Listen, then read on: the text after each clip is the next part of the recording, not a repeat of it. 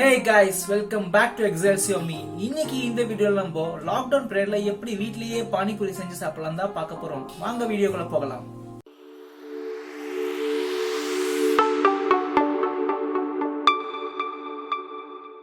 பானிபூரி செய்ய முதல் முக்கியமான first and foremost thing puri தாங்க. இந்த பூரி எப்படி நான் செஞ்சேன்னா, சப்பாத்தி மாவை எப்படி நம்ம பிசைவோமோ அதே கன்சிஸ்டன்சியில் பிசைஞ்சுக்கிட்டு பூரியை நம்ம எப்படி எண்ணெயில் போட்டு எடுப்போமோ அதே மாதிரி எடுத்தா பூரி நமக்கு தயாருங்க. அதுக்கப்புறமா நீங்கள் எவ்வளோ பேருக்கு பானிபூரியை சர்வ் பண்ணணும்னு நினைக்கிறீங்களோ அவ்வளோ பொட்டேட்டோவை எடுத்து பாயில் பண்ணி வச்சுக்கோங்க. பாயில் பண்ண பொட்டேட்டோவை அதோட தோலை உரித்து ஸ்மாஷ் பண்ணி வச்சுக்கோங்க. அது கூடயே நீங்கள் வெங்காயம், அப்புறம் கொத்தமல்லி, உப்பு, அப்புறமா சாட் மசாலா சேர்த்து நல்லா மிக்ஸ் பண்ணி வச்சுக்கோங்க.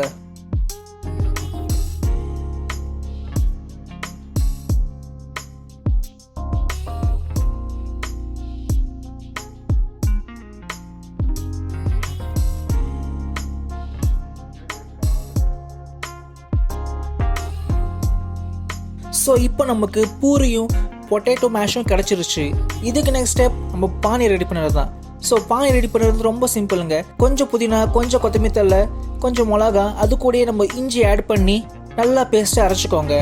அந்த அரைச்ச மிக்சரை தண்ணி கூட ஆட் பண்ணி நல்லா மிக்ஸ் பண்ணால் உங்களுக்கு பானி தயார்.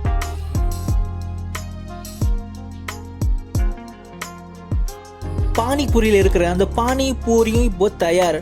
ஆனால் கொஞ்சம் பேர் பானிபூரியில் கொஞ்சம் ஸ்வீட்னஸ் வேணும்னு நினைப்பாங்க.